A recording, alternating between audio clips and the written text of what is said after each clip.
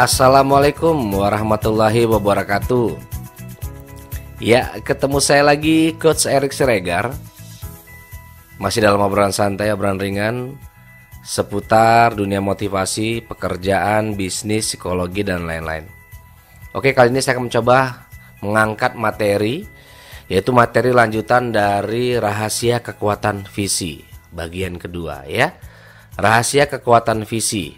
Ya, sebelumnya saya sudah sampaikan apa itu visi dan seperti apa manfaatnya buat kehidupan, baik dalam urusan bisnis maupun dalam kehidupan sehari-hari. Bahkan saya sudah contohkan ya, seperti Bill Gates dengan Microsoft-nya, Facebook, Google, dan lain-lain. Mereka dibangun dari sebuah usaha yang diawali dari garasi, bahkan ada yang gudang ya. Namun karena visinya yang besar, akhirnya mereka bisa menguasai dunia. Nah, tentu jadi pertanyaan gitu, kira-kira itu kan mereka gitu, kira-kira saya mampu nggak gitu loh. Itu kan pertanyaan ya gitu ya. Pertanyaan apa bukan ya? Oh, pertanyaan. Iya, kalau misalkan saya bisa nggak ya seperti mereka, loh bisa, kenapa nggak bisa, saya bilang. Dan kita kan sama dia sama gitu, sama-sama manusia gitu ya, nggak ada perbedaan. Karena visi ini bukan hanya diinstal Tuhan buat mereka saja gitu. Karena visi ini sebenarnya ada bagian dari diri manusia, terutama visi itu adanya di pikiran bawah sadar. Nah, saya ulangi ya, visi itu ada di pikiran bawah sadar. Kenapa? Karena dia salah satunya adalah gambaran-gambaran yang diciptakan oleh pikiran-pikiran yang sifatnya imajinatif. Oke, terus pertanyaan selanjutnya adalah bagaimana cara saya menumbuhkan kekuatan visi.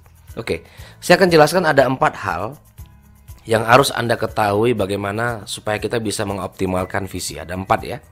Oke, yang pertama, visi itu adalah berorientasi ke depan. Ingat, visi itu berorientasi ke depan. Jadi dia tidak ngomong ke belakang, tidak ngomong tentang hari ini.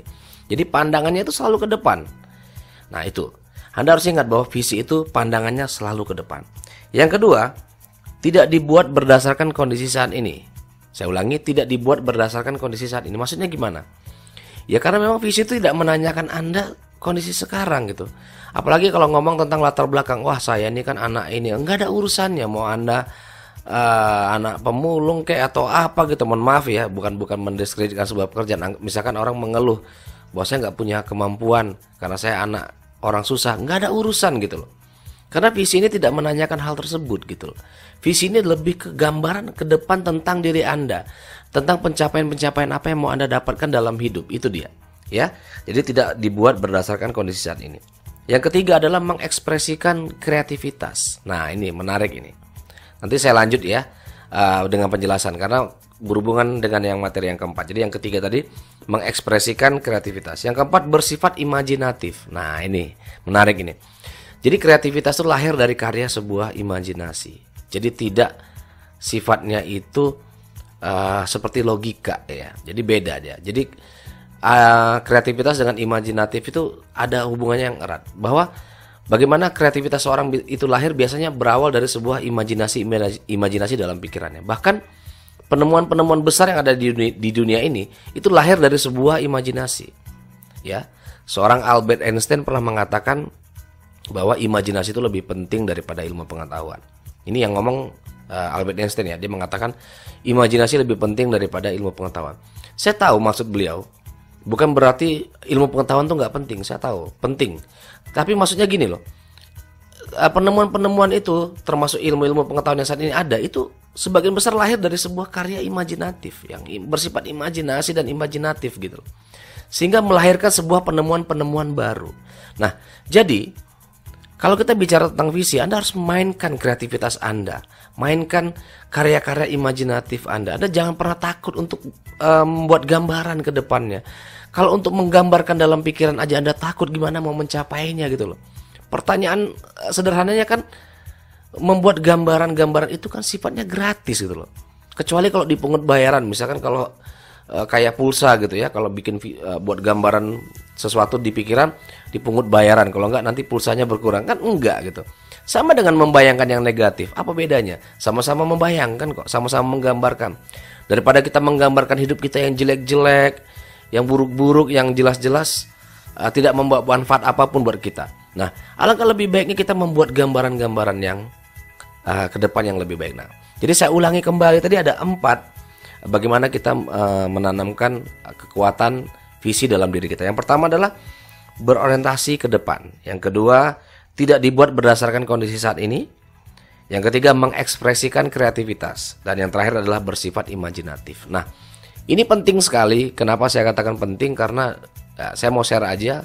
Karena saya dulu melakukan seperti itu. Jadi ketika saya sering menulis status-status di Facebook, ya, di sosial media, saya selalu bayangkan ibaratnya saya sedang menulis buku nih, sebuah karya buku, di mana karya saya nanti akan dibaca oleh banyak orang. Padahal saat itu, ya, saya belum jadi siapa-siapa gitu. Ya, sama seperti Anda yang suka browsing-browsing, dan dulu aktivitas saya lebih banyak di dunia IT memang.